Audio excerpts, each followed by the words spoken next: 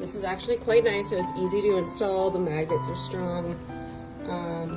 The only problem is the door frame. I just have honestly like a standard door here, and it's about an inch off the ground there. It's maybe hard to see from the video. It's not a big deal, that's fine. I just wish it was just a smidgen longer.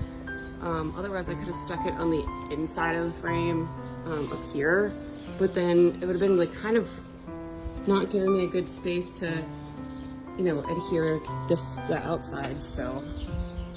But other than that, it seems really sturdy. It has the tie backs, which I like. Definitely gonna help me keep some of these bugs out.